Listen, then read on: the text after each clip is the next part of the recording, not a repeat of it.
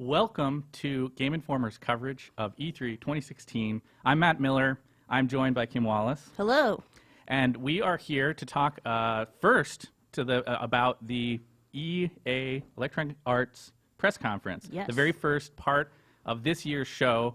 It's going to be a big show, I think, and we're going to be doing live streaming coverage of all the big press conferences here in the next couple of days before we move on to our main on-the-floor show coverage in the days after that. It should be a pretty interesting few days here. Mm-hmm. Yes, always excited for new announcements and to finally see some games in action. Absolutely. Before we got going today, we did want to take a minute. It's obviously the biggest game show of the year out there in Los Angeles, but we wanted to take a second to express our sorrow and our thoughts about what's going on down there in Florida with the news that came through of the tragedy last night. It goes beyond the scope of what we're able to talk about here, covering this big show out in Los Angeles. But we just wanted to say that our thoughts are with everybody down there in Florida that are dealing with this really terrible event. Yeah, super sad. But as we look ahead to the next week, there's a lot of news in the industry that we are covering with games that I think should make for a really unusual and interesting show. There's a lot of new technology that has come through in the VR scene that we're going to be expecting to hear a lot more about this year. There's a lot of big games, many of which have already leaked. Yeah, I know, right? Every year, what are you going to do? But I'm sure there's still a few surprises in there for us that we're probably going to not see coming and sit here, and you can see our reactions to those as they go on screen, as always. That's right. And today, right here at the beginning, we're going to be talking about there's already some big stuff we know that's coming from Electronic Arts in the next hour and a half. I think one of the big things that we found a little bit about early on here, we had a leak earlier just hours ago where we learned that the previously announced Titanfall 2, we learned some new details about that. Release date, maybe? Yeah, we got apparently an October release date. We learned that there's these 6 new mechs that are going to be showing up. This was part of a leak of, I think, an actual rehearsal of the event we're about to watch. And, these things happen. It seems like they happen just about every year. We've had a lot of leaks this year. It's a lot of rush and frenzy, and, it happens. Mistakes are going to happen. But I think still, it's different hearing about this and seeing it and seeing the presentation. And what I'm most interested in with Titanfall 2, obviously, is we saw that huge drop-off in players in Titanfall 1 after a few months. Yep. So I think their big goal is to show us, how are you going to keep people invested and playing this game longer than there was before so they can feel confident in going and purchasing that and not feel like there's going to be that drop-off rate again? Absolutely. Not to mention that Respawn, the studio making Titanfall 2, they're going to be going head-to-head with the new Call of Duty, which anybody who knows the history of video games in the last decade knows that there is some challenging context there in that a lot of the guys at Respawn used to be the people working on Call of Duty. Yeah, that's true. Before they launched their own studio. So it should be interesting. I would expect that there would be some healthy competition going on there. So I'm certainly excited to see what they do with that with Titanfall 2. I really liked the original game. Oh, yeah. I liked it much more than I expected. I remember I was really tuned into it for a good month, I would say, and then all of a sudden, it seems to be we've had that controversy going on of how long can you create a game that keeps players coming back? I mean, we saw problems with Evolve, and people have questioned that with Overwatch even recently, which I right now love and don't see myself going away from anytime soon. So I think it is really that hard thing of giving players meaningful content to just keep going back to and giving them a reason to play. And I think part of that too is making a community and really serving that community with events and just extra things and, free. I say this, I think you need to give players some cool updates, free updates if they buy the game. And like I said, people get tired of the same maps after a while. People want a cool progression system that they feel like is worth their efforts to keep coming back. Well, we'll see what they do to keep the player base engaged. But there's a lot of other EA titles that we're expecting to hear about, not the least of which is news about EA's big sports brands. Yes. We broke the news not too many days ago about Frostbite being sort of the new engine that's running FIFA. And that's going to be a big deal for I think, their whole sort of sports scene eventually, right? Yeah, I think it's really going to change the way these sports games work. And like I said, BioWare has worked with that Frostbite engine, that conversation wheel system. A lot of these games are implementing more like story features and making choice go into it. And I think we saw with NBA 2K kind of step that bar up and set that precedent of having that really fun story mode. And I'd like to see EA do something similar and be able to have that, conversation wheel and choice really exciting in these games and kind of make them this story RPG experience, where you're leveling up your player. So I'm curious about that. I'm curious about how it's going to affect just the overall presentation of these games, what they're going to look like. We'll see. I know FIFA is like the first really one that's going to step this forward, and then all sports games will follow. And I feel like FIFA is their brand that really hasn't had a lot of innovation in the last few years. I mean, the biggest thing is the games have been great, but they're very similar to the year before. And so now this is the first time I feel like we're going to get something that will be a little different, and I'm super excited to see what that means, and I hope that this press conference kind of sheds light on that. NHL has always been kind of like behind in innovation, so per se, because let's face it, there's not as many hockey fans out there as there are soccer, football per se.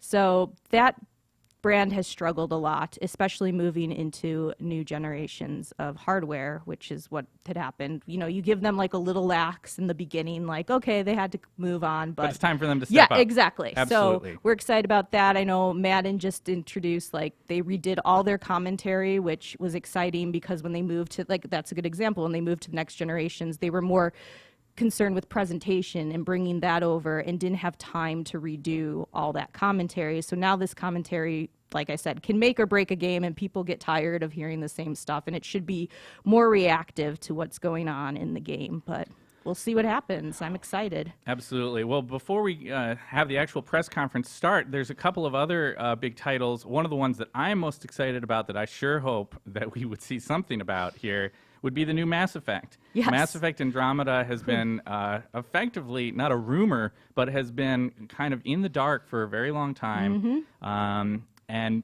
fans of that franchise, since Mass Effect 3 released, have been just waiting for something that could give them a light at the end of the tunnel. Yeah, that's substantial. I would hope. I really want to see gameplay. Absolutely. I think that's like on my wish list of like what am I looking at for this next Mass Effect title? How are they bringing it to new hardware and making it feel like, yes, it's still Mass Effect, but it's its own unique thing? And I think we have not seen enough to even make any like assertion of how this game is going. There's been a lot of rumors about like a lot of people moving around within that studio. I think the delay happened. I think fans really want, and I think rightfully so, deserve something that shows off what has been going on with that game. Yeah. They've been waiting patiently, and I think it's time. I hope it's time. I'm keeping my fingers crossed. So hopefully, this press conference gives us the trailer we want and need. Yeah, I mean, I certainly hope there's a trailer and that we get some context about what the storyline is about, what the sort of general structure of the gameplay is going to be. I think a lot of people just presume it's going to be like another Mass Effect, but there's been a lot of things that have changed about RPGs and shooter-oriented gameplay within recent years, not the least of which is the appearance from Ubisoft of games like The Division, from Activision, games like Destiny, and that's the scene right now that a sci-fi shooter has to enter into. How does EA compete against that? That's going to be a question I think that they need to answer as they push forward a new plan for that franchise. We also there's been this weird sort of thing that there's a new BioWare IP. Yeah, they've been talking about this forever. but we have not heard a peep on it. Yeah, much of anything. Supposedly, like the one of the people from the studio was wearing a T-shirt at GDC that effectively showed off what the new IP was, and nobody ever saw it or knew what was going on with it. They sort of tweeted it out as almost like a joke. That's probably not the best way to get people's attention. Well, and to expect them to make the connection that's going to be. Well, regardless, BioWare, certainly the main studio that made all those great games, we don't really know what they're working on exactly. And I think it's time for them to also try a new Something IP. new. Yeah, I mean, I love Dragon Age, I love Mass Effect, as I've said, but growing up with BioWare, they were always quick to also try new things, go to make new series, and I kind of want to see what this is about. So something that just even tells us what this game is would be nice. Yeah. I hope it's just not a few screens. They've been known to do that. We may not get anything on that project. Yeah, I think that too, because that project feels, well, I think it's a good sign that they were at least showing it off, maybe T-shirt wise at GDC. So maybe they're ramping up and getting ready. But I really want to know, well, what is this new world? Like, BioWare creates some great worlds, and I'm excited just to know what the heck that is. Absolutely. There's a little franchise called Star Wars. Oh, really? That I hear heard of Electronic Arts has some sway in these days. I would expect they would be going hard and heavy with Star Wars this year. After the release of the big movie last December, we got another movie with Rogue One, the first of the sort of spin-off movies coming at the in a few months, and EA is the property holders for Star Wars for games, and they already have a couple of titles that they've said they're working on. They have one already on the market that they need to continue to develop. So I would expect a whole section of this press conference, if I was EA, that's what I would be doing, dedicated to that brand. We have certainly the known property there is Battlefront. Yep. Which had I think it's fair to say it had a mixed reaction to its launch a few months back. I think some people were upset about the scope of the game and what it offered them, even while simultaneously really thinking that the tech was kind of amazing, that the game looked beautiful. And I think we could safely expect that we might hear something about where they're going with Battlefront. What are they doing next? What's going on with the DLC? There's some talk of maybe like a VR-related Battlefront. We'll see if that is a real thing or not. It'll be interesting to see how many games at this show actually do start talking about or series VR plans. I mean, this is the first. Now these are out, except PlayStation VR hasn't hit yet. But this is the first show that we actually have VR on the market now, and people are talking about it. My thing is it? Are people going to feel, I don't know if I want to make this jump quite yet, or do they want to start coming out with like, hey, we've been looking into this, and this series looks cool for VR. We'll have to see. Well, in addition to the established property of Battlefront, we know that there's at least 2 other Star Wars projects that are in the works. One is from kind of this weird combination of different studios working together. We have the studio headed by Jade Raymond, Motive, is connected up with Amy Hennig's work at Visceral. And whatever they're working on. I'm excited to see that. Absolutely. For those people who don't know Amy Hennig's work, she worked over at Naughty Dog for many years and was largely responsible for a lot of the great storytelling that was a part of the early Uncharted games. She moved over to Visceral and started work on this very mysterious Star Wars project. But the idea of her and her sensibility bringing that to a Star Wars game is really exciting. Yeah. And we could expect, I think, that if they brought Amy on, there's some desire to do something similar to what she's had success with previously, maybe a third-person action-style game. But what it is, we just don't know. And hopefully, we're going to know in a couple hours here. We'll have the answer to that question. was like on my list high of one that I just want any information possible on. Yeah. The other project in that brand is, we talked about Titanfall earlier, Titanfall 2 from Respawn. Respawn is also working on a Star Wars game. Yes. That could be really cool. Yes. Uh, Again, we're still like in the dark on all this stuff. It feels like, gosh, just give us something. We only have these little breadcrumbs right now that are just like, we know something's going on, but what is it? Tell us already. Yeah, I think Respawn, at the very least, you could expect that they would be working on something that taps into their expertise at creating great sort of set piece moments and really solid, tight shooting mechanics. Maybe not. Maybe they're going in a totally different direction. We just don't know. But hopefully, if EA doubles down on Star Wars, as we would expect them to do at this year's show, we will get some more details there. One other franchise that we know has recently been announced that got a lot of hype was the oddly named Battlefield 1. Yes. Battlefield 1. I always kind of wondered why they used just the normal number and not the Roman numeral that represents like World War I. Yeah. But looks cool. Yeah, that was the one thing when they came out with some of the new Battlefield, the screens and everything, just the game looks gorgeous. Yeah. I'll be interested to see, like, everybody who saw it was just like, this looks so great. I just want to get into it and play it. And so hopefully, I would think they're going to go pretty big with showing off a lot of that. Yeah. Yeah, if I had to guess, that would be their showpiece game of this press conference and of the show. Yeah, EA, definitely. well, all the big publishers for that matter, do tend to have sort of marquee games at E3 that are their sort of big showpiece, while we would expect to get some news about the other properties that they're working on, of which there are many.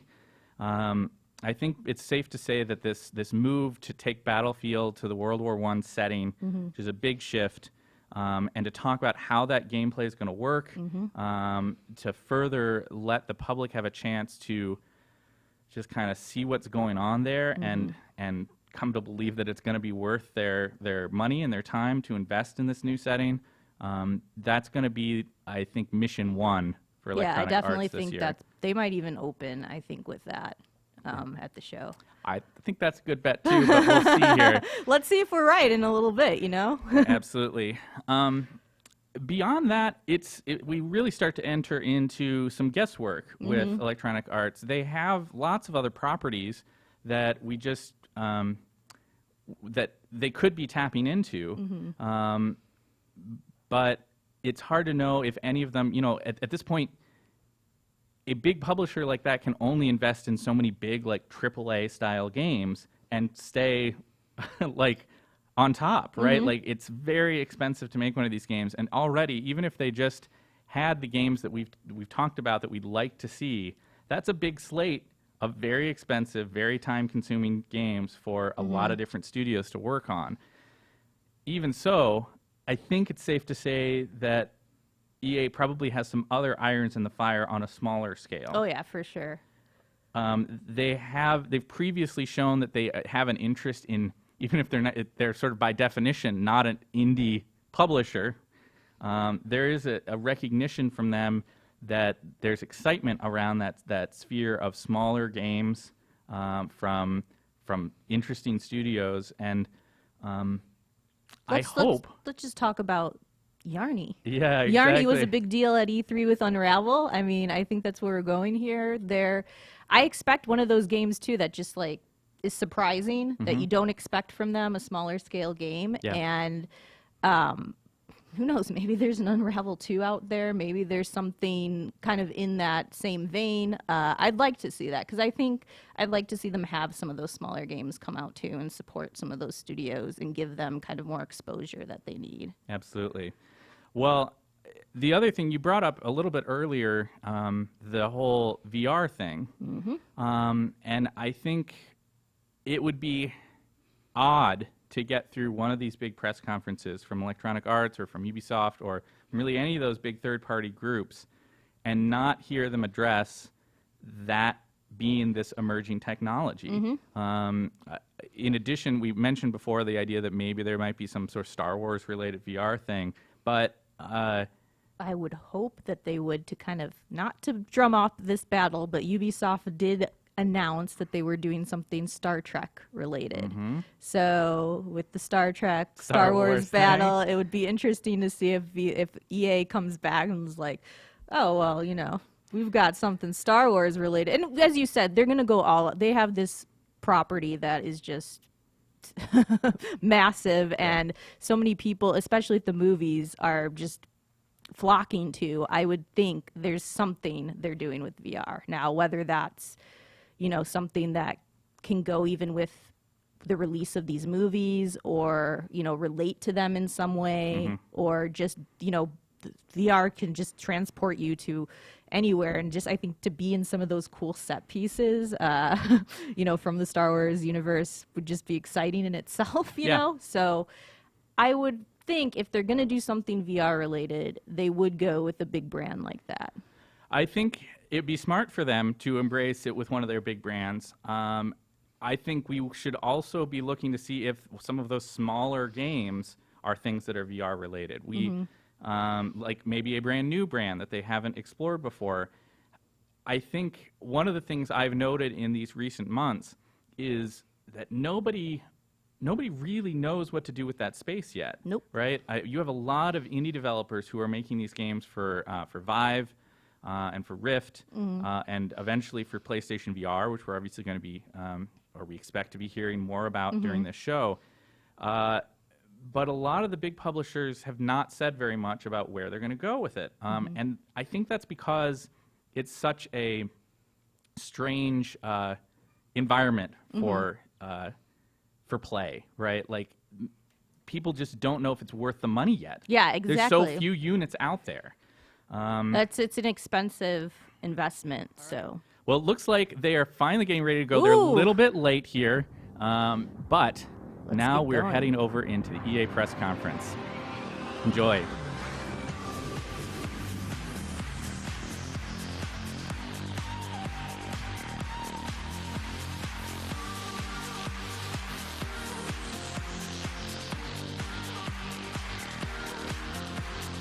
It wouldn't be an E3 press conference if we didn't have a sizzle reel to get us started. It's time.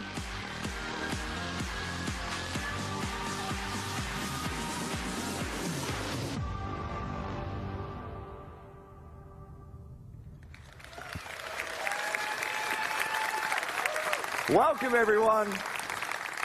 Welcome to EA Play, coming to you live from the Novo in Los Angeles. It's always cool to be part of something new. This is a brand new event, a brand new venue, and we're kicking things off with a new type of show. Now, we all know you have an insatiable appetite to dive deep into the games you love, but we could never give you everything you want in 60 minutes. And let's be honest, even if we could, you'd also probably rather see and hear it from the community anyway. We get it. So consider this next hour to be a taste, a quick glimpse into a bunch of great stuff that we have in development. This is us opening up the door, welcoming in our players, influencers, media, and partners. We're inviting you in to play. We're surrounded here by hundreds of game stations. Thousands of you will get hands-on with our games this week. Unfortunately, more of you won't. But the content creators here are the ones who can tell you what they see, what they feel, what they like, and even what they don't. And that's fine too. We want your feedback. We want to know what you think. Just as long as you take some time to play. Of course, EA Play is a global experience. So here's a twist. Someone had this crazy idea of hosting EA Play in not one, but 2 locations. And then, I'm pretty sure it was that same person had an even crazier idea of seeing if we could join them live via satellite. So let's welcome Peter Moore and hundreds of our friends from London.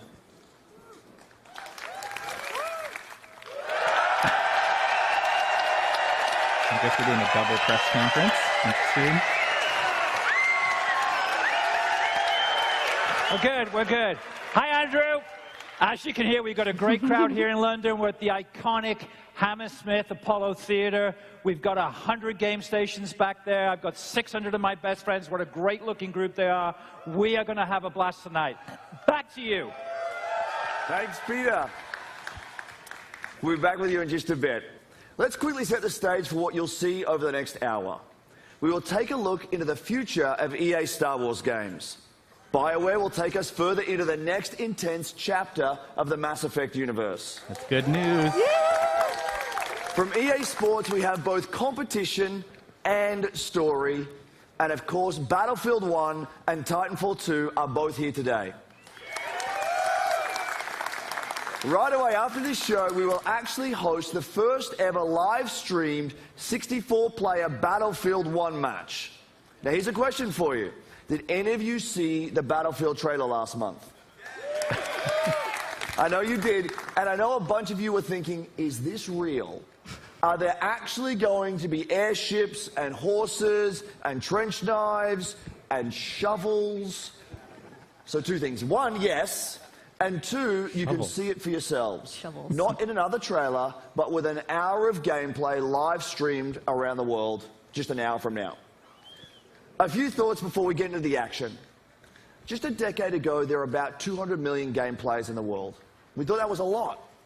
Now there are 2.6 billion and growing. We are all part of a global phenomenon. At its core is play, something that is increasingly important to our lives today. For many of us, games are vital. That's what drives us to make games and continue building, creating, innovating, and exploring. We know just how important it is. We see it as our responsibility to help people on all corners of the globe experience play. Because we all play to live. This will be a fantastic 3 days, so let's get started. First up is a great friend and the mastermind behind one of the industry's most compelling franchises, Vincent Pella. Here we got Respawn coming out here first. Solid intro there from Thank you, Andrew. EA's CEO. Well, everyone, it's great to be back Looks like near we're going to E3. get going with Titanfall 2 first. Titanfall introduced millions of players around the world to the fast, fluid, pilot and Titan gameplay that is at the heart of Titanfall. And with the release of Titanfall 2, we're excited to welcome PS4 players to the franchise for the first time. That's a big deal.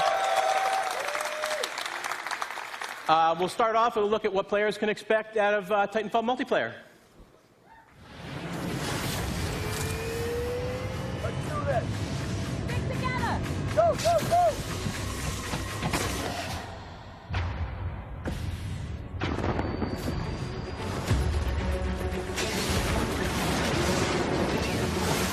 Titanfall's openings of their missions are so cool. Welcome back.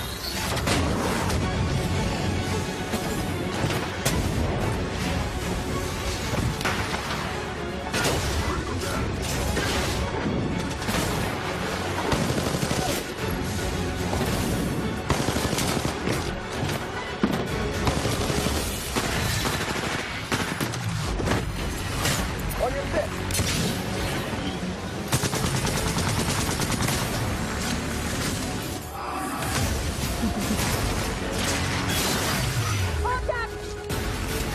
Over here.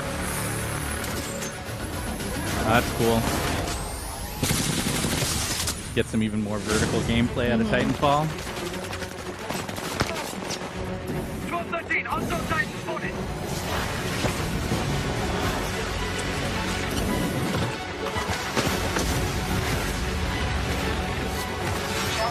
Oh, yes.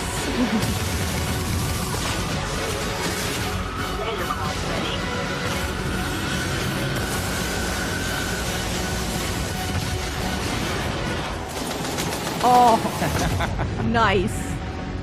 That's a really great trailer. Yeah, that's a way to wrap it up, all right. I love it. So, Titanfall 2 builds on the signature Pilot and Titan gameplay to deliver a more robust experience, backed by the depth and variety our fans have been asking for. This includes 6 new Titans, each with their own unique combat abilities, expanded pilot gameplay, more customization options, and a deep progression system. And of course, super smooth gameplay that we've always delivered. Prior to launch, we'll be holding a multiplayer technical test designed to help us stress key features of the game. To play the multiplayer test, go to Titanfall.com and sign up to get all the details. Now, for the 4 people that didn't see the leak this morning, and if you know this, sing along with me. I'm excited to confirm single player. So we'll be adding that he a has full good humor about it, offline at playable least on campaign to stage. Titanfall 2. It'll be crafted to dive deeper into the Titanfall universe, exploring the unique bond between pilot and Titan, taking full advantage of the movement and combat to deliver a feeling of being unstoppable together. And now here's the debut of the single-player trailer for Titanfall 2, coming October 28th to PS4, Xbox One, and PC. Thank you, everyone.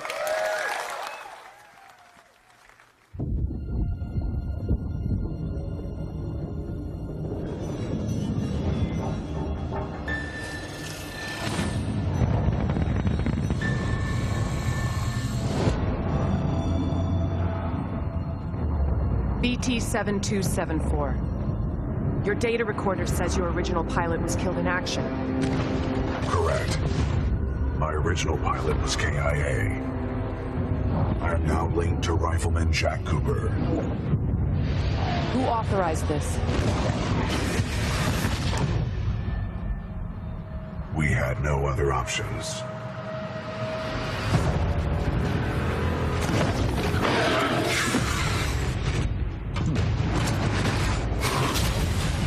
What are your protocols? Protocol 1. Link to pilot. Protocol 2. Uphold the mission. Protocol 3. BT! Protect the pilot.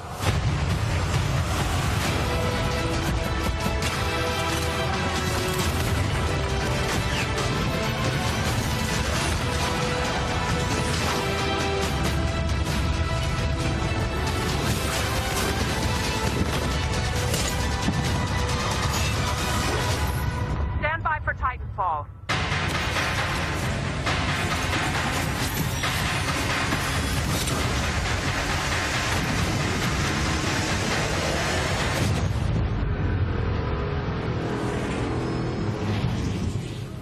Interesting idea there. Trust me. That's one of the more exciting single-player trailers I've seen. Yeah, and playing around with the idea that the Titans have a little bit more like personality to them than what we saw in the original game. I like Welcome to Denver. I'm Brandon Gordon alongside All right. Charles Oh, Jones. it's sports Madden. 2016 NFL season is underway. This the game that shows us. Pioneer started on my corner like the corn rush. Had lining up the block like a gold rush. Saying live fast and die young is what they told us.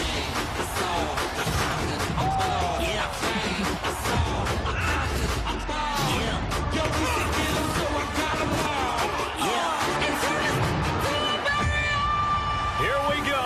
Just 3 seconds left. The Broncos fighting for their playoff lives. The snap, hold, it's blocked. T.J.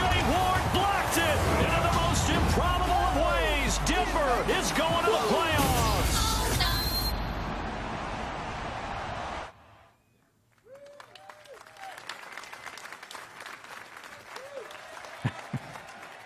Presumably we've cut over to London now, and Peter Moore didn't just fly across the Atlantic. That is Madden NFL 17 for PlayStation 4 and Xbox One, and as always, the game looks incredible. This year, Madden lets you take your team all the way with the most balanced gameplay to date, new ways to play in franchise mode, and an all-new commentary team. It personifies everything we love about sports. Passion, intensity, and of course, competition. Competition in the world of gaming is esports, and it's absolutely electric. Elite players, a global stage, and of course, big paydays. From the first Madden Challenge 14 years ago to today's competitive battlefield scene, and of course, the FIFA Interactive World Cup, EA is no stranger to the power of elite competition. But the spectacle of esports barely scratches the surface of competition. It's a select few that become pro gamers. That is why EA is embracing a new approach to competitive gaming. We want to make stars of all of our players. With new competitive modes and weekly online contests in our biggest franchises, we're making competition fun and meaningful for everyone, regardless of their ability. As such, I'm excited to announce 3 awesome new ways to compete: Challenger events, Premier events, and EA Major events. With our Challenger series of events, we'll be giving the community an ability to be more easily hosting and running their own tournaments. Next up is the Premier Series. These are large-scale live events that we'll host with partners from inside and outside of the gaming world. And finally, there are EA Major events. These are marquee live events run by EA on a global stage. The best players competing for the biggest prizes. And it all starts this weekend at EA Play in Los Angeles with our first EA Major event, the Madden NFL 16 Championship. In a moment, we'll welcome ESPN's Stan Verrett to the stage in LA, who will introduce you to the 8 finalists. But first, let's meet 2 of the fiercest Madden competition out there, Eric Problem Right and Zach Serious Mo Lane. He is doing a big push on esports, not surprisingly. He's the guy to beat. This guy just wins. Being the best in the world often inspires awe, reverence, respect. But when you're the best in the world at a video game, everyone thinks they can take you down. Every day on Twitter, there's people coming in saying that they can beat me. Usually, I just respond in the nature of something like, you know, Floyd Mayweather doesn't fight, you know, Joe Schmo off the street. I am the greatest of all time when it comes to Madden football. I'm here to win, and whoever's in the way is just, you know, another person that's going to have to get laid out. I'd like to believe that I'm the best Madden player in the world. Give it up for Serious Mo! If anybody can be the head for problems thrown, a lot of people feel it's going to be Serious Mo. I'd kind of dedicated my life to this. You know, I mean, when I was 16, I was like at the top of my class, but I would like go to school with like no sleep from being up all night playing Madden. Being a full-time video game player is hard for a lot of people to understand. It is tough. It is tough to do, and I'll play as many hours as I can just to really get ahead of the competition. Both Problem and Serious Mo have a claim to the top of the Madden world, and the issue may be settled at the Madden Championship. It's a tournament that started with 1 million players in online qualifiers and ends this week, live in Los Angeles, with $50,000 at stake. These would-be rivals are actually close friends, but don't expect them to take it easy on each other if they meet with a title on the line. Oh, there's no question I'm going to win the Madden Challenge this time around. I wish him the best of luck, but, you know, I got to beat him. Setting up a little bit of head-to-head action there, trying to build some drama around Madden. It Kind of started fun. with 1 million players competing online, and now only these 8 remain. The best Madden NFL players in the world. All world-class competitors. Uh-oh, the They're guy at the broke top his of their arm. game. Yeah, I know. But only one is going to be the winner. Let's meet one of the guys here who appears to be a little injured. This is Serious Mo. You saw in the piece. Oh, Serious. I was racing a friend, didn't have my shoes tied, fell down, broke my collarbone. Didn't have your shoes tied. Are they tied now? No. Oh, no, they're not tied. All right, we don't want you to fall off the He's stage. got an arm. His All right, arm. best of luck to you. Best of luck to all of you guys. Now, it's going to be an awesome competition. If you can't be here at EA Play to see it in person, you can tune in. You can watch on Twitch, YouTube, or tune into ESPN3 to watch all the action live, or join us at ESPN2, 6 p.m. Eastern on Tuesday for the finals. Now, let's send it back to Peter in London.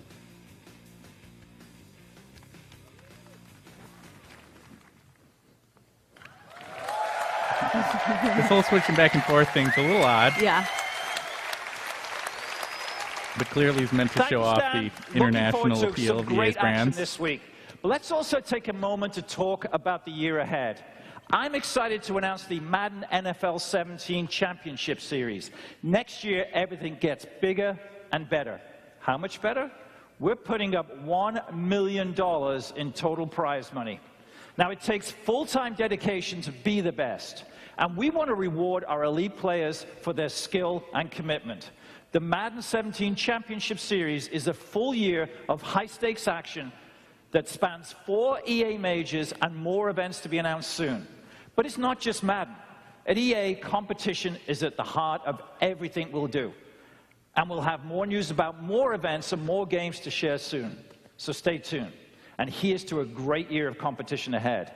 But now, let's go back to Los Angeles here's the general manager of BioWare, my good friend, Aaron Flynn. Ew. All right. Here we go. Here's hoping for some news on Mass Effect. Thank you, everybody. Thank you. With an N7 shirt on. At the heart of Mass Effect Andromeda is a question. How far will we go? In the game, you are part of an ambitious expedition, leaving the Milky Way galaxy to help humanity find a new home. You travel millions of light years to the Andromeda galaxy. You wake up. Now what? Everything is new. New planets, new species, new technologies. You must be among the most courageous, the most daring to go on this journey. Because this is a galaxy where you are the alien. How far will we go? That question is also at the heart of the development of Mass Effect Andromeda. The Mass Effect trilogy is a huge part of our history and the lives of many of our fans. It was an amazing story, but this is a whole new adventure.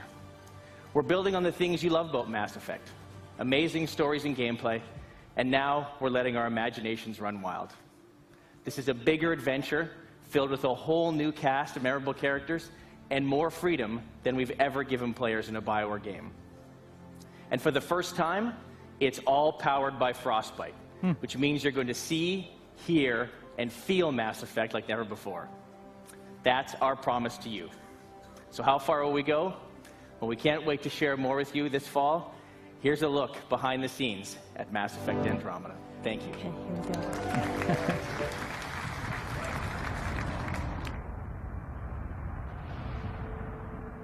Our survival as a species has always depended on our drive to seek out the undiscovered, push beyond our limits, and expand the boundaries of our known world.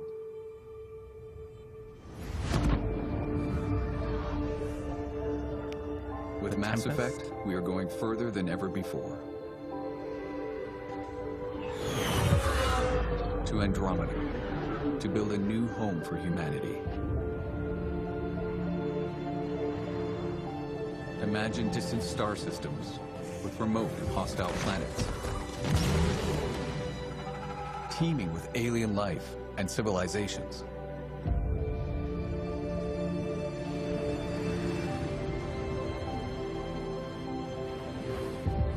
Worlds where adventure, danger, and the unknown are waiting to be discovered.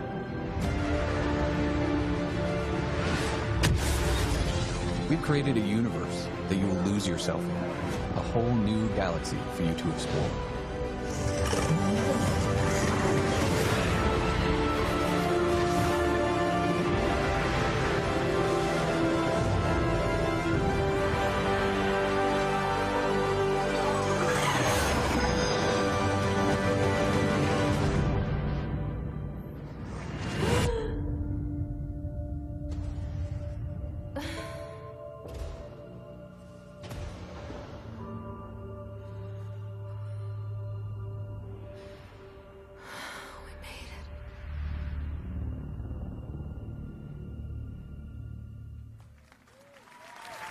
I wonder if that's our new female lead. All right. Our shepherd, maybe. How's everyone doing? Okay. I hope you're loving what you've seen so far. We've still got a bunch more ahead, including FIFA, Star Wars, and of course, Battlefield 1. But first, let's have a practical conversation about play. Many of these games we're talking about today are months away. Meanwhile, I'm sure you're all playing games that you've already invested a ton of time in. So our commitment is to support the community. It's a commitment to continue delivering new content to enjoy with your friends. In just the last year alone, we delivered more than 300 game updates to our most popular games. This year, that number will be even higher. And for EA Play this week, we have our biggest collection of content updates ever across both console, PC, and mobile. We've also got free trials to help you discover and try something new this week, like the Outer Rim expansion for Star Wars Battlefront, or check out some new games through EA Access for Xbox One and Origin Access for PC. Both have more than 20 great games available in the vault, and they are free for everyone to try all week long. Now here's one more way we hope you'll play this week. We have a new program called Play to Give. It's a big deal for us, and it's unlike anything we've ever done before. We're bringing together in-game challenges with charitable donations. First, the charities. At EA, we celebrate charitable causes that encourage a more diverse and inclusive world for all of us, as well as those that inspire and assist future game makers through STEM education. So we've partnered with 5 great organizations for EA Play: the UN He for She Initiative, National Center for Women and Information Technology, Special Effect, Code.org, and Code 2040. Now the challenges. There are 5 of them that are designed to celebrate our player community this week. Some examples. In Battlefield 4 and Battlefield Hardline, there's a new objective that's based on helping out your teammates in need. We're celebrating strong female characters in Star Wars Galaxy of Heroes as you deploy a special squad to battle against the droids. And in FIFA Ultimate Team, if you can win with the Play to Give Cup, you'll receive an untradeable rare mega pack. It all comes together at the end of EA Play when we donate $1 million in celebration of the importance of play. Now let me send it back to Peter for some big news on FIFA 17. Peter, over to you. Unusual, interesting. I guess it'll all depend on how interesting those challenges are, but yeah, it's hard to not be behind the idea of some cool charitable giving. Let me check. How's everyone doing?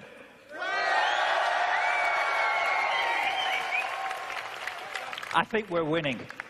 Thanks, Andrew, and welcome back to London. Now, like me, I know many of you are excited that we're in the middle of a summer full of football. England looked good last night, till about the 92nd minute. But to be here in England at the heart of football, there's no better place to show you what's next. You'll see in a moment just how far FIFA has come from its debut in 1993. This is a revolutionary year for FIFA, for the most popular sports game on the planet. This is FIFA 17. EA Sports. It's in the game. The old school action here. Love it. Yeah.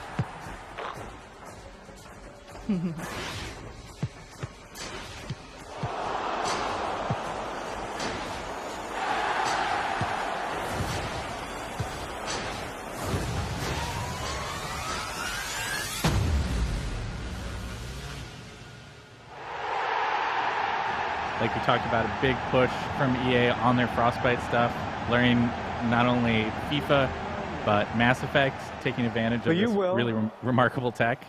It's pretty cool. My name is Alex Hunter, and just like you and every other kid that's grown up kicking about a football, I've always dreamed of playing on the biggest stage for the best tactical minds in the game, alongside the greatest names. Playing in the park with my mates, I've already pictured it. Taking flawless 50-yard passes from Beckham, sending in Messi with the perfect through ball, burying it in the top corner like Rooney. Now, I have the chance to make that dream my reality. To pull on a Premier League shirt and maybe even one day step into the center circle of Wembley, 3 lions on my chest. This is the start of my journey. I know it won't be easy, but if I can perform on the pitch, make the right decisions off it, and take advantage of every opportunity that comes my way, this is the start of my journey. And you're all coming with me. Okay. Story. We've heard a lot about the talent of this young man, Alex Hunter. He had a wide choice of clubs to sign for. Today his journey begins as he makes his Premier League debut. I haven't seen a kid coming out of the exit trials generate this much interest in years. I never expected anything like this.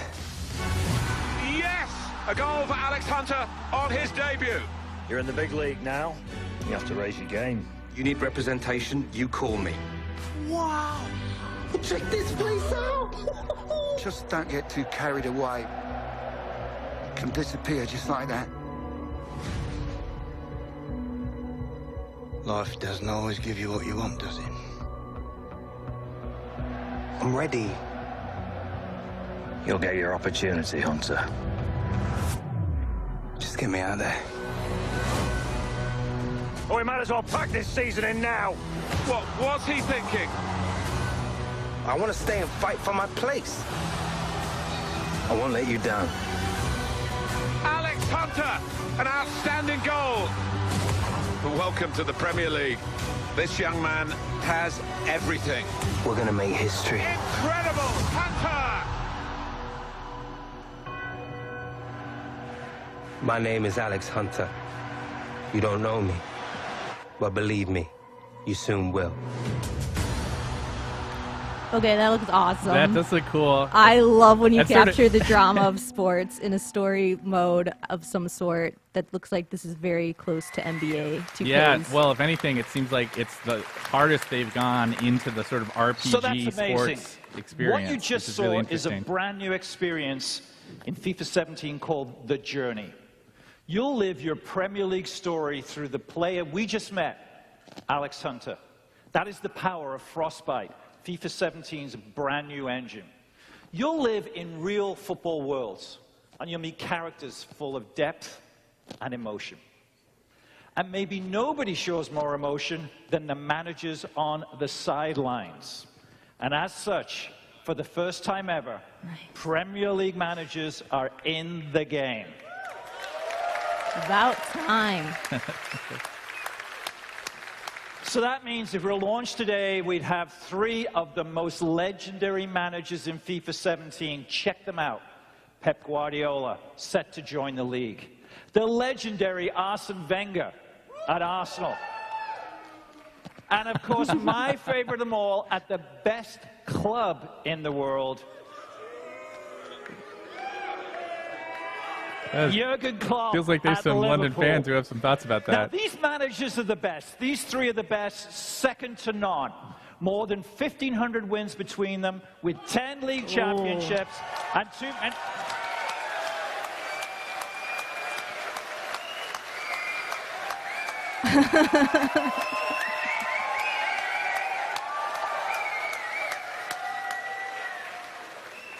Did I say 3? I'm not quite sure. Ladies and gentlemen, Jose Mourinho.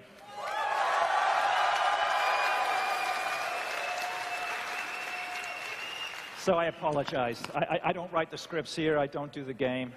Jose, of course, is in the game. And it is a great honor for Jose to join the EA family, to be in FIFA 17 as the great manager now, of course, of Manchester United. We've rendered you in the game. I don't know if we can have a look. Can we get Jose up in the game? But I'm still upset with you. You're still upset? What about you are? You're going to be more upset when you come to Anfield this season. We are 20 of us. You choose 3. Just 3. You leave us 17 out. I know. I'm not sorry. happy with that. Yeah. See that? First of all, he looks great. Secondly, I can tell you on behalf of all of us football fans, it's great having the personality and the skill and the talent that is Jose Mourinho back in the Premier League. And thirdly, I can't wait to bring them to Anfield and show them where real football is played. Having said that, it is great having you in the game. I know your son's a big player. Yes, he is. Who does he play as? Here's the question. Do you know? I don't know really. I just know that I can wake up 3, 4 o'clock in the morning with his noise.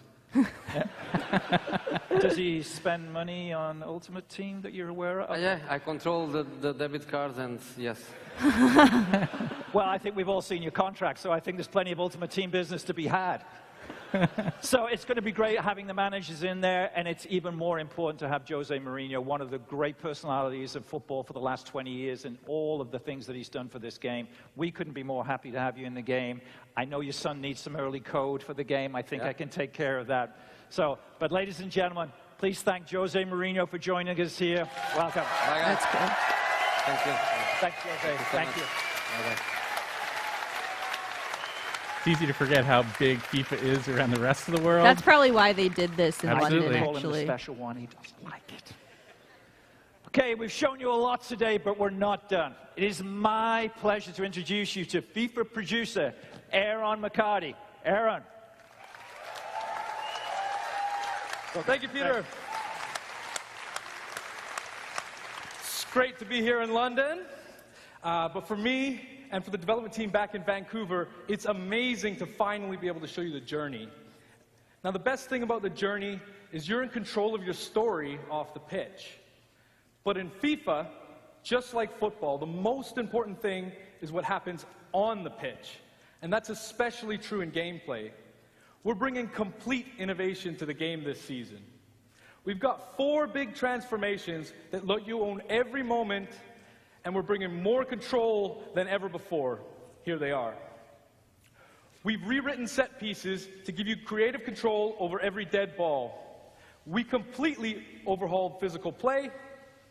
We built a new intelligence system so our players are smarter and more active off the ball. And we're giving you new ways to create chances and finish in front of goal. And those massive transformations are inspired by some of the best young football talent in the game. Let's meet them now through the lens of FIFA 17.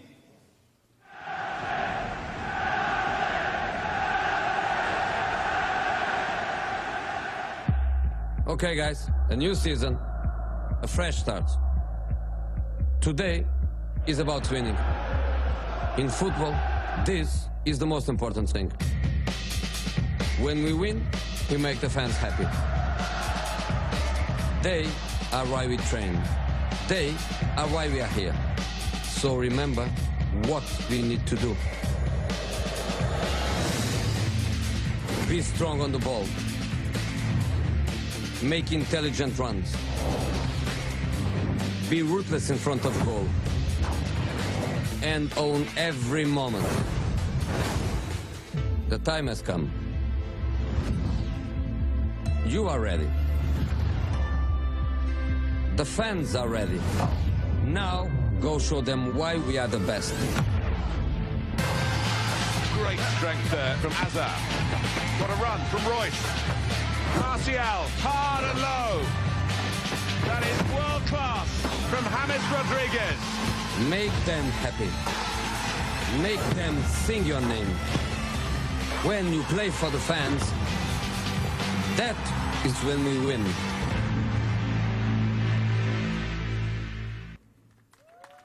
Well, as expected, a big push on FIFA. So about this Huge time game last for year, them. A lot of new stuff in there. We surprised you with something unexpected.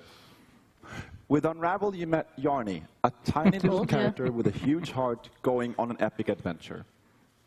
You also met Martin Salin, a passionate and creative game maker from the Cold War studio that brought Yarny to life.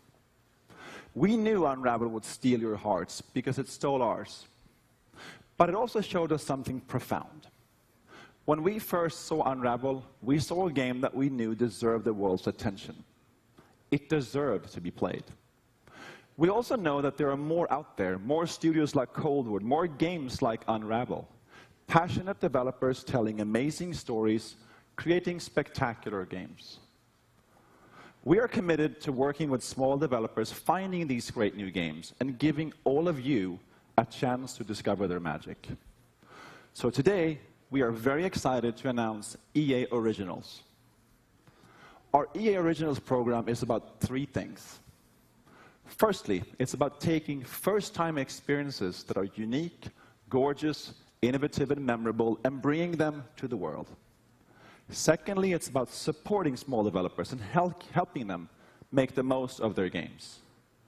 Now, we'll seek out a few projects each year for EA Originals and partner with them through the whole process from development to marketing to publishing. And lastly, it's about funding and offering a level of security. Now, making games is hard.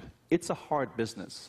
And these small developers have risked themselves to develop a new IP and created games and great games deserve to be played. Now, check this out. With EA Originals, we want all the profit from these games to go back into the hands of the developers so they can keep innovating and creating into the future. Now, we've already begun with EA Originals. So please welcome to our stage Klaus Lyngeled from Zoink Games in Gothenburg. He's here to take you into the beautiful world of our first EA Originals game called Fe.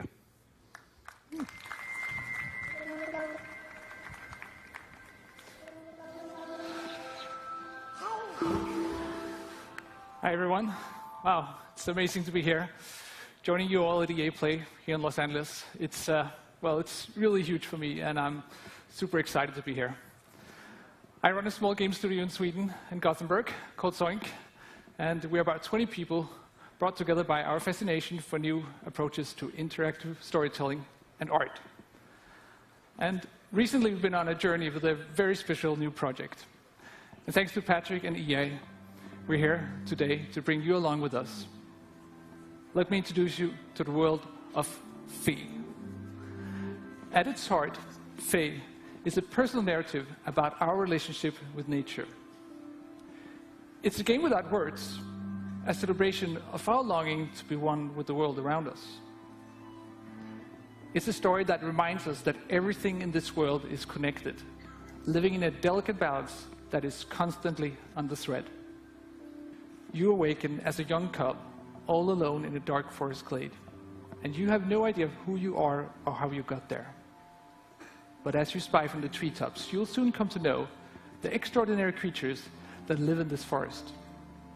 And you'll find that they are all connected through their own language, a language of strange and beautiful music.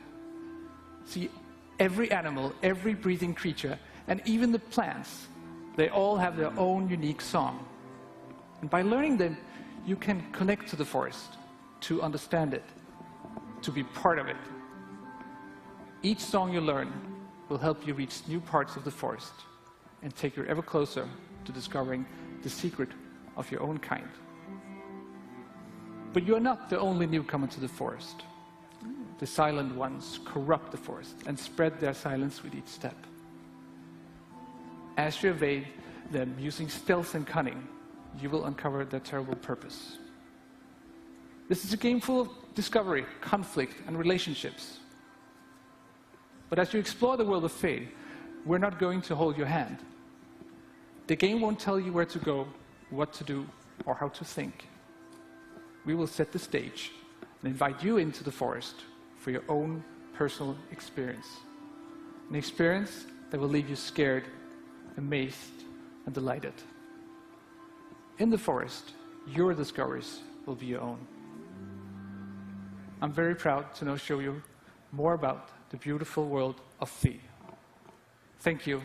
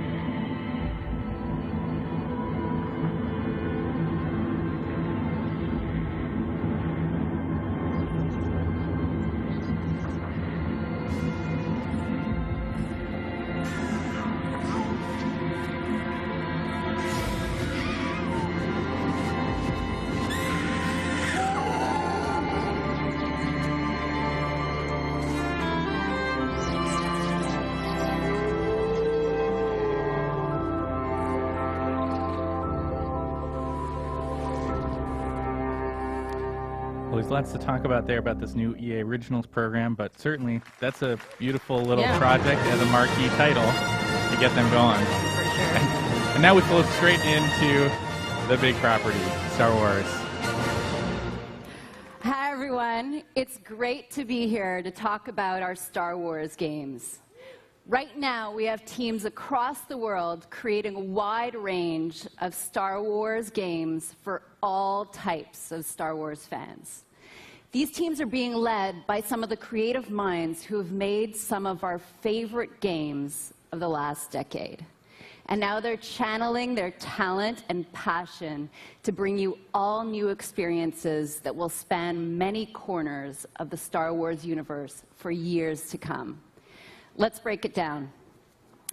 Already today, you can play Star Wars Galaxy of Heroes, Star Wars The Old Republic, and of course, Star Wars Battlefront.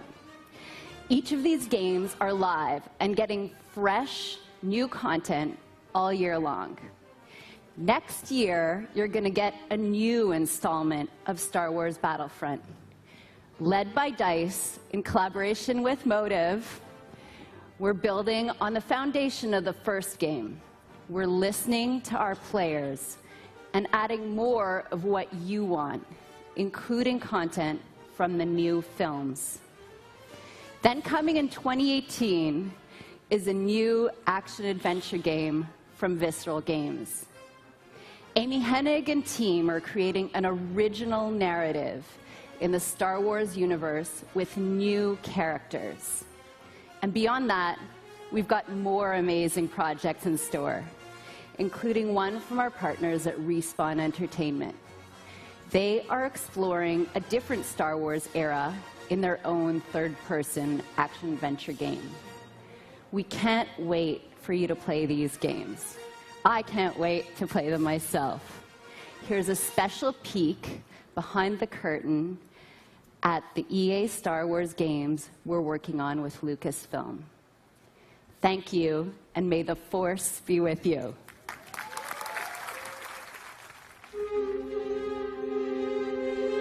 The Star Wars universe is growing day by day with the comics, the films, the games, you name it. And to be a part of that and to work with Lucasfilm is incredibly exciting.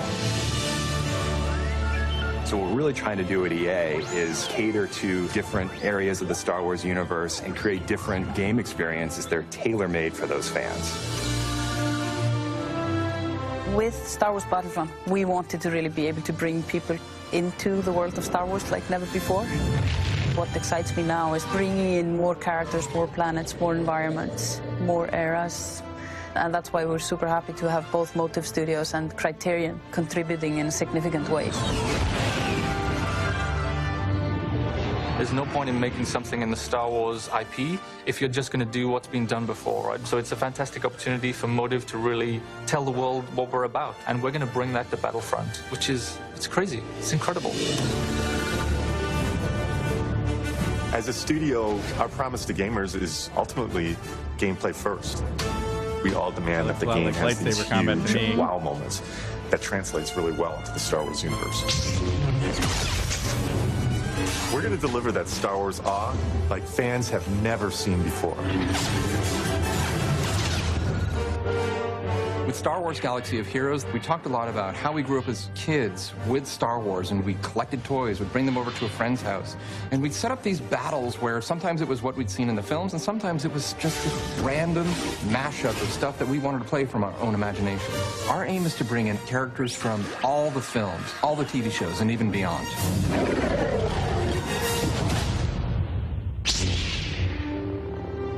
Star Wars is what got me into role-playing games in the first place, that storytelling you did as a kid with your Star Wars action figures.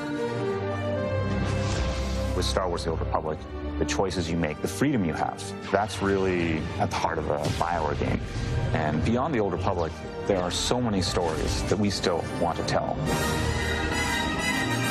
Our goal has always been not to just sort of make a game that is set in the Star Wars universe, but to really tell an authentic Star Wars story. And that's actually a hugely different thing. How do you ground the new and unfamiliar in the familiar? You need the guidance of someone like Doug Chiang to show you the way.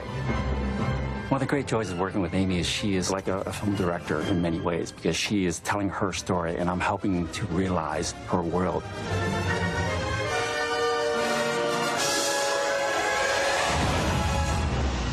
EA has some really exciting plans in the works for the Star Wars portfolio, and what we're doing is bringing in talent from across the industry and letting them loose. We have completely different games on the horizon, and I just hope that every fan walks away going, wow, I never thought they were going to bring my Star Wars fantasy to life.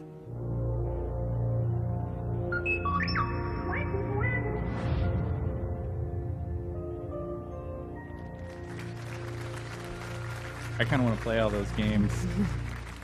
Visceral thank you, Jade, game. Yeah, and looks thank great. you to all our studio teams working on Star Wars games today. So, here we are. One last game. Let's talk Battlefield 1. You might be wondering why I'm up here again. Well, my journey with Battlefield started over 2 decades ago, when DICE was still a small indie studio. We were dreaming about conquering the world and sharing our games with more and more players. Now, I've been involved in each and every part of this series, and it's humbling to serve a Battlefield community today that has grown to more than 60 million players around the world. That is truly incredible, so thank you. It also means that we have a great responsibility to deliver on the promise of Battlefield with every game. We have to take creative risks, to pioneer. So we knew from the start that Battlefield 1 could be no ordinary game. Now let me tell you a quick story about the inception of Battlefield 1. A few years ago, 2 guys in our studio at DICE in Stockholm, Stefan Strandberg and Martin Kopparhed, kept telling me that they had the concept for the next Battlefield. And each time we met, they showed me more and more ideas from the team. Now, I'll be honest, I was skeptical. I was like really skeptical. And I told them, I don't think we have it yet. But they kept pushing, they kept coming back. And then one late night in Stockholm, they brought me a very special pitch. An absolutely mind-boggling pitch, unmistakably Battlefield, and set in a very unique take on World War I. Right then and there, that's when we knew we had to make this game. So when you stand here introducing a game like Battlefield 1 to tens of millions of dedicated players, you know the risks were worth it.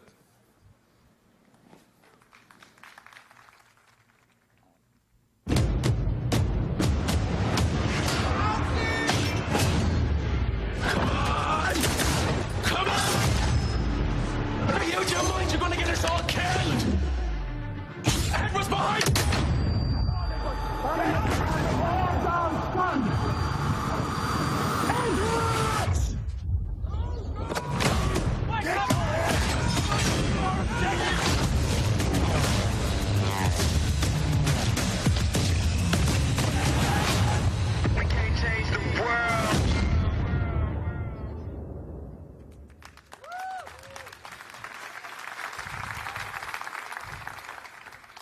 So that was just a piece of our EA Play trailer, and you'll get to see the full version in just a bit. But first, I want you to know that our team at DICE in Stockholm has huge ambitions for Battlefield 1. We've set out to deliver an epic and unforgettable experience for our players. And the result is a dynamic experience where no battle is ever the same. But as talented as our DICE team is, it is you, the Battlefield community, that powers the team. That is why at the world premiere last month, we revealed Battlefield 1 alongside our players. We want the community to be part of this every step of the way. And today marks another exciting milestone in the road to Battlefield 1, our first in-depth look at gameplay. And to reveal that, I'm honored that we have players from our community here to lead the first ever live stream of Battlefield 1 immediately following the press conference. And our host, Jose Sanchez, is with a few of them right now. Thanks, guys. I am excited because today we are going to see actual gameplay straight from Battlefield 1 under the command of 2 solid teams with players like Jamie Foxx, Zac Efron are going to be on those teams. Are you guys pumped for tonight's event? Yes. Jazzed. Can't wait. Dude, stoked. I know I'm excited, and coming up in a few minutes, we have the Battlefield Squads live stream kicking off. 64 players going head-to-head, 32 v 32 in a best-of-3 matchup, and I can't wait to see wins. Good luck to the both of you guys and your respective teams. Now let's go back up to Patrick and find out exactly what makes this game so epic. Thank you, Jose. So only in Battlefield 1 will you engage in some of the biggest battles ever seen, as you squad up in epic multiplayer matches with up to 64 players. Now that's going to be really cool to watch. And in just a few minutes, you'll get to see how no battle is ever the same. Through the power of Frostbite, intuitive destruction, dynamic weather, and a variety of weapons and vehicles makes this the most immersive and dynamic Battlefield game ever. So let's start by talking destruction, a hallmark for Battlefield. In Battlefield 1, destruction is more intuitive and natural than ever. This creates unlimited gameplay possibilities as you impact the world around you. And next, dynamic weather. Weather will now change unpredictably, so you will need to adjust your tactics based on the conditions. So playing the same map on a bright day or in heavy fog or rain will impact what you see or hear, so you have to adapt your playstyle. And finally, an impressive variety of weapons and vehicles add to the range of experience you'll have on the battlefield. And most notable, the introduction of the ultimate vehicles, the behemoths. The Great War gave birth to some of the largest vehicles ever made, and Battlefield 1 gives you the chance to control these beasts. Take control of an airship, armored train, or a battleship to dominate the battlefield across air, land, and sea. An all-out war has never felt so epic. When Battlefield 1 launches on October 21st, worldwide, you will experience destruction, weather, and a variety of weapons and vehicles that ensure no battle is ever the same. And for those of you who are Battlefield insiders, you get an early access to experience this firsthand during the open beta later this summer.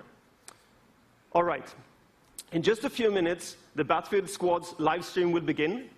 But first, let's take another look at Battlefield 1. Thank you.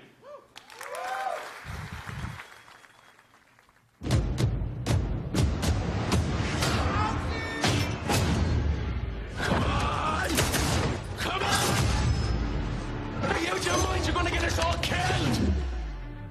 Head was behind!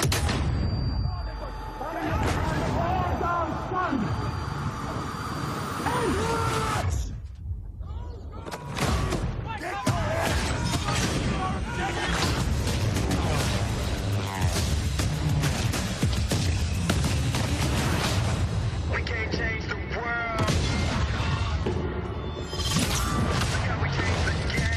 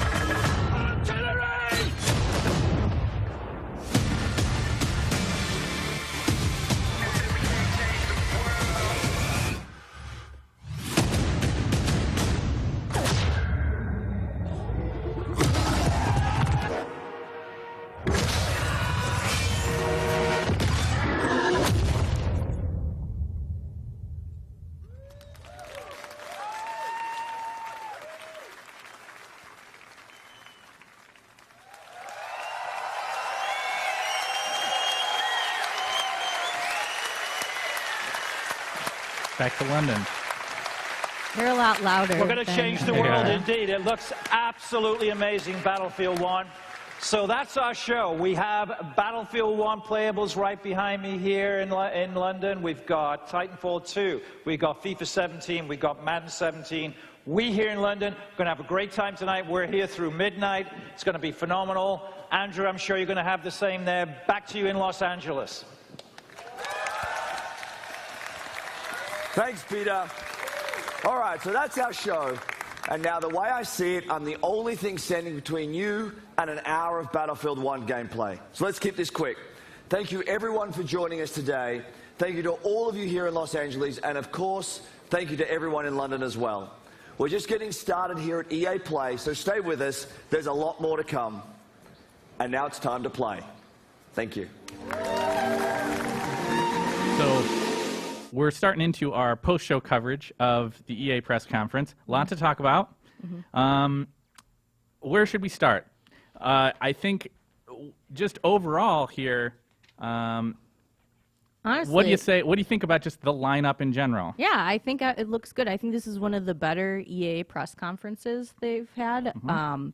They obviously learned some lessons from the past of, you know, not making things go on too long and just getting to the bulk of the games, which is what people want to see. So Absolutely. we didn't have any weird segments where we're not seeing a game here. What's going on? Yeah, I think maybe the only weird thing about this press conference was this sort of jumping back and forth between London and Los Angeles. It wasn't necessarily a bad thing. But it does, it did lend a sort of unusual sense of like, what audience are we looking at? Why are we having to jump back and forth? But I think, at least in part, that idea comes from the idea of EA wanting to reach out to an international community of gamers. Sure. And, you know, we started out with a solid intro from EA's CEO that flowed straight into a really great look, I thought, at Titanfall 2. Yes, PS4. Absolutely. Finally, I think people are going to be super excited for that because, you know, I feel like it did kind of, at the first time around, hurt that game a bit, being on just Xbox One and not being able to reach a bigger community. So that's super exciting to me. I thought that trailer that they showed off looked pretty great, and especially I really liked the single-player trailer. Yeah. Well, I mean, you talk about people being excited about it. I'm sure the people who are most excited about it are Respawn. They had a rough go of things, I think, because they made the choice to embrace a system as their main platform for the first game that in the end didn't end up necessarily being the best way to get to the most number of gamers.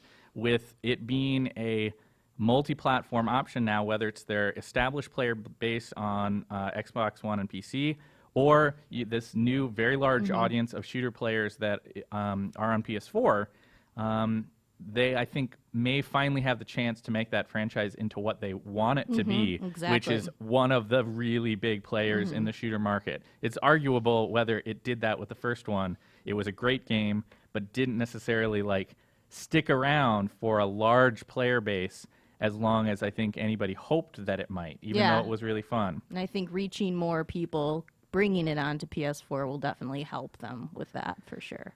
There's also there's that constant argument that people have about like a single player game with a multiplayer focused shooter, which I think it's fair to say Titanfall is a multiplayer focused shooter. But there is something, even if it's a shorter campaign, as we've seen with things like Call of Duty over the years, there's something about that draws in a lot of players to those set piece moments and to the idea of an ongoing narrative and feeling more invested in the world, that I think for at least some players, and I'd include myself among these players, it makes you feel more enthusiastic about engaging with the multiplayer component. Definitely. And I remember in the multiplayer, that was all that the Xbox One was, but they'd have these little stories that would kind of tell in the beginning as you're going on the map, but you never felt like you got, you know, and those were really cool and you wanted to know more, but you felt like, I got to get in the game and I want to play. And maybe this single player, you know, content gives you the ability to connect more with that world and not miss those moments when you're like, oh gosh, I got to gear up because I got to get ready for this match that's about to start and find my spot, and, you know, too much multitasking I felt like in the beginning of those. Yeah, there's something to be said for being able to learn what you're doing in a single player campaign that might be, again, just for certain player groups, might be just what they need to make that jump over into the franchise. We saw them talk about the 6 new Titans. That's cool, to be able to have each one of them have their own sort of style of play. But I'm with you. You mentioned the single player trailer. That looks pretty cool. I really like the idea of kind of exploring this weird kind of relationship, boy and his dog kind of thing, except about boy and his giant destroyer mech.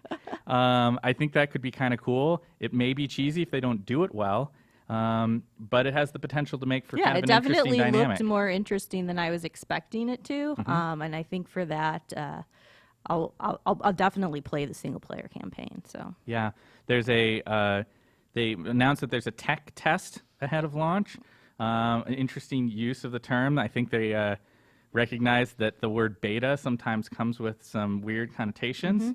They talked about it being sort of a stressed tech test, but it sounds like people will have the opportunity to check out some of Titanfall 2 ahead of its launch on October 28th on PS4 and Xbox One and PC. Count me in. I want to check that game out. It looks... that multiplayer trailer and some of the stuff that they're enabling in terms of this sort of free-flowing gameplay, that was a big strength of the first game.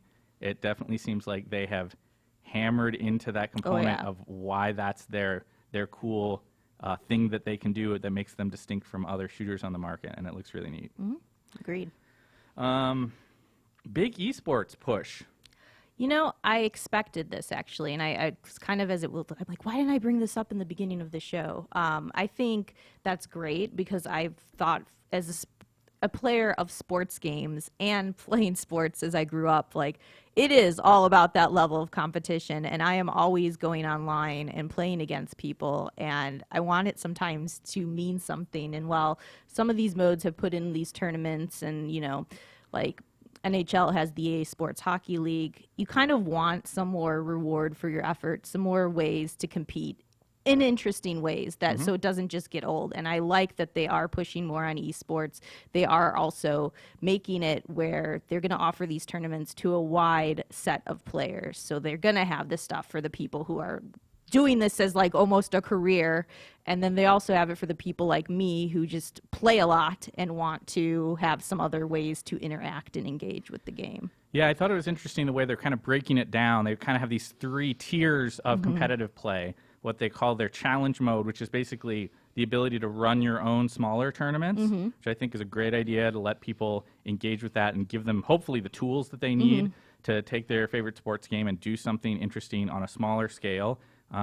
You've got these premier events that are EA hosted, which are not necessarily like the very elite, but more regularly occurring to keep people engaged with the week-to-week esports experience. And then what they're going to call EA Majors, the first of which is going to be at E3 here in these coming days, which are kind of these marquee worldwide events.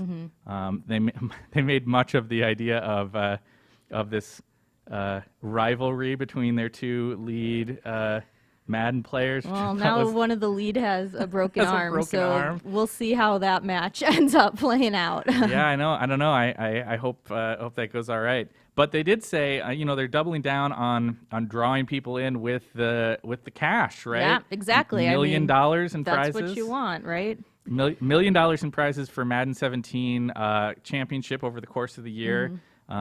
That's not as big as some of the other big esports values we've heard bandied about in the last couple of years, but still nothing to sneeze at if you can go into playing Madden or and go into playing Madden and expect that you might be able to actually make a living at it if you're really good. If you're playing these sports games and like I do, I play almost every day, at least a match or 2. And I think you want something a little bit cool for the fruits of your effort. So these people who are constantly interacting with these games in day out, kind of like something to strive for with all the different tournament tiers, which I think is really interesting. Yeah, absolutely. So we'll see kind of what comes of EA's continuing push into that esports stuff with their sports games. But if anything, you can take away from the conversation they had today that it's something that they see as a growth market, a place that they can draw some more players into the fold. And it's hard to doubt them given the evidence we've seen about the esports scene in the last couple of years. Now, I think probably I can safely say that both of us were most excited about the next game that hit the stage, Mass Effect Andromeda. Yes, it was nice to get a better look at the game and kind of solidifying what their ambition is there and goals. I would have liked to seen some more gameplay, but I will let it slide at the fact that like at least I got a good look at it, I felt like, and it got me excited just to be back in kind of that Mass Effect world where with their own, you know, choices and how they're I want to see how they expand on what they did. 'Cause they did something really ambitious with the Mass Effect trilogy, obviously, and to see them go to a new level with that. And I like how they're leaving behind what they kind of did there and making it a completely new adventure in where you're going into this new universe and trying to find a new place. And as we said, that character at the end of that trailer could possibly be like the next coming of like a shepherd like character. Yeah. Well, in all likelihood, what's going on there is you're probably going to make your own character. Yes, exactly. For Mass Effect Andromeda. I would be quite surprised if they didn't let you do that. But throughout the first Mass Effect trilogy, there was a sort of like identifiable face that was Shepard. Yeah. Who was this guy that we kind of saw go through each step of the trilogy. They didn't straight out say it, but it is a little telling that at the end of their trailer, we see this character that's kind of waking up, presumably after being in some sort of weird sleep, crossing between galaxies or whatever. And it's a female character that they're putting front and center, at least here at the beginning. We'll see how that kind of shakes out. Yeah, exactly. I did also like the idea of like there's a line in there about how you are the alien. Yeah. Yeah, I actually at that line too, I kind of smirked at that because that is kind of cool to think of. You know, you are going to this new place and everything is going to be new to you, and you're not like, who knows what you're going to find in these places. Like some of the shots that they did show of the environments and like the creatures flying around, I was like, oh gosh, I cannot wait to get in there and see what this is all about and where it's going to go. Yeah, absolutely. As a narrative dynamic, it's sort of a total flip, right? Everything about the original Mass Effect trilogy was about home and about protecting your own and banding together with those who you live near to save yourselves, right? Here, it's kind of turning that on its head and taking those people who, you know, we saw some familiar alien races that are presumably part of the expedition that you're traveling out there with, but this new sort of alliance of Krogan and Asari and humans and all these different races are now working together to reach out into the broader universe. And I thought it was a cool look at the game, but like you, I think I kind of hoped for a little bit more concrete sense of like what am I doing in this game, right? Like what is the gameplay style? How close is it to the old stuff that we had out of Mass Effect? I mean, even between Mass Effect 1, 2, and 3, there was a distinct shift in the style of gameplay, the focus on role-playing elements versus shooter elements versus exploration stuff. What are we going to have here with Andromeda? I don't know that we have the answer to that yet. No, not yet. Still too early to tell. But Frostbite-powered Mass Effect, so it's going to look pretty. So that's good. Yeah, that's great. We also saw what I think probably we could say might be the main ship. We saw it's a Tempest across the side. I saw. I was like, that's badass. We also saw some motion capture work for it, which you know, only speaks to the idea that this new Mass Effect's gonna really look a lot better than what we remember from the original trilogies. Yeah, for sure. So that should be cool. They moved over after that into kind of talking about this new charity thing that they're doing, which I didn't really know what to make of that. They called it Play to Give, and I think the idea is that you're doing actual in-game events to connect to, so that there's money that's given to these various charities, all of which were worthy causes, and they talked about who those causes were. I didn't really understand how that's going to work. No, they didn't really go into it, but I guess I can't knock anything that's going to give money to charities. I'm sure they'll explain more when it gets closer how all that's going to shake out. But yeah, I thought that was interesting. Like I said, I'm all for finding ways with video games to kind of do something positive like that. Absolutely. FIFA. Yes. FIFA oh my 17. gosh. That is what I've been talking about and wanting from FIFA. The story mode to me looks great. The journey, they call it. The journey. I think as someone who's played sports, like I said, there's a lot of drama with sports. There's a lot on the road to achieving your dreams and becoming a player, and there's so much competition on the field that I thought, okay, this is cool. They're trying something different, and there's been lots of speculation on how is a good way to do a story mode in a sports game like this, and I like that they're kind of just like making you play through the eyes of this one player and see how that works, because as we've seen with NBA 2K, like it's been iffy in how that kind of turns out with when you create your own player, don't have like some structure within the story. I'll be interested to see how much choice you actually have throughout that, what it ends up, you know, changing within that mode, how the gameplay all kind of shakes out in that. We did have the gameplay trailer, which, like I said, is finally looks like this is a step up. I think it was smart to switch to Frostbite, as I was saying before. The last few entries of FIFA, while have been a lot of fun, there hasn't been as much innovation as we were I was hoping, though, that they were going to kind of, the women's teams that they added to the game last year were really popular. I was hoping they were going to expand on that and add even more. And they could do that later. Maybe they will. They could do that later. I was hoping that was kind of going to be a push for this year. But, can't get everything. And like I said, I think this is great. This shows that they're trying something new, and whether or not it ends up being everything I want it to be or not, let's face it, I'd rather have something I'm looking forward to playing and trying out in a different mode than getting something more of the same. Yeah, I mean, it certainly seems like there have been other franchises that they have explored this more story-focused experience.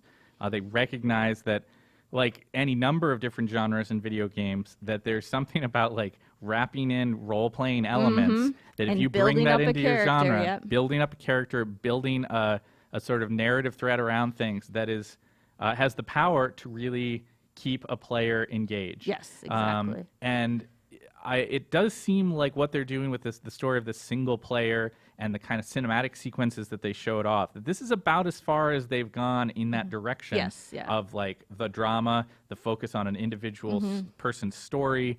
They didn't talk a lot about what choices you're going to have. They didn't talk about choices. They didn't talk about, they hinted at some by having it be oh, you're going to interact with the managers and do this, but they didn't go into specifics. They also didn't say how, my curiosity is how long this mode is, can you play it out within, a day or two, or is this something that you could have ongoing for a while, maybe a 10-hour experience. I don't know. So we'll have to see exactly how that shapes up. And maybe we'll find more of that out this week. Yeah, I hope so. I certainly have to say that, from my perspective, I'm a person who used to play a lot of FIFA.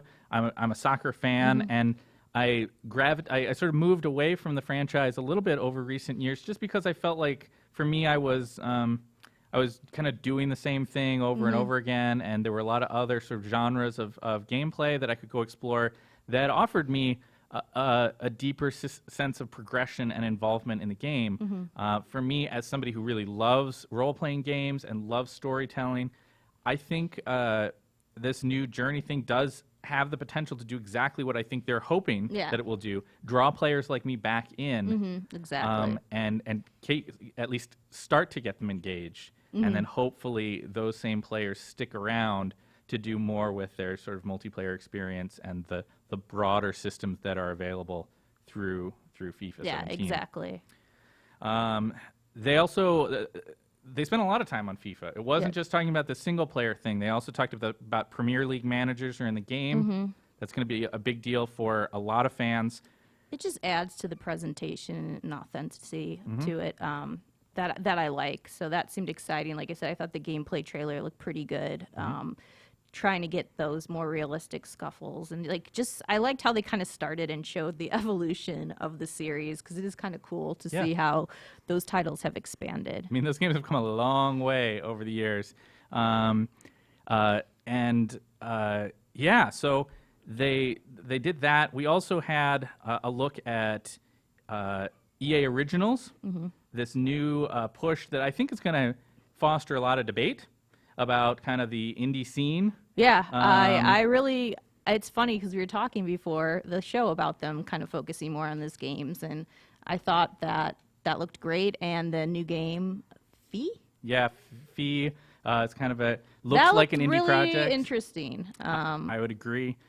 Beautiful game. So we'll see what they do there with it. And then did we really just focus on Battlefield was the big thing, right? Well, that and Star Wars. Yeah, Battlefield and Star Wars. I mean, finally, I would have liked a little more of a look at some of the Star Wars games, but that Visceral game, God, just looked awesome. Just like the one little slice of gameplay they showed us where the guy was walking, it just had this adventure, Uncharted, we'd expect from Amy. Yeah.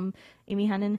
And I just from that, I was like, all right, this looks good. Yeah, they've got a bunch of Star Wars projects. I think they made the case for what a lot of people have been saying, is that why aren't there more Star Wars games out on the market right now in this boom moment for that franchise? And EA was making the case today that hey, we're working on it.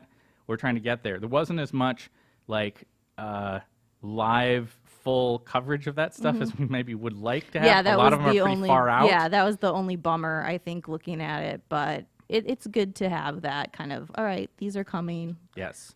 But we learned Visceral's focused on new characters. Yes, That's and I thought significant. that was a good move because I think that is what they said. Like, so many games do what's already been done in the Star Wars universe, and to kind of do your own thing, I think that affords them some freedom. And I also think I'm curious what story they're going to tell because I'm not sure where they're going to go with it, and that seems exciting to me.